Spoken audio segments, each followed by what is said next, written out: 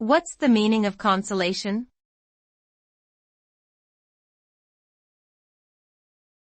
Consolation.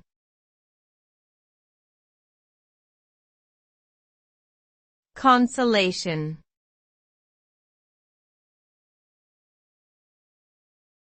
Consolation.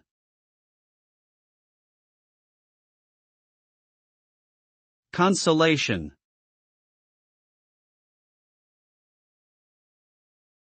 The term consolation refers to the act of providing comfort or solace to someone who is experiencing grief, disappointment, or sadness.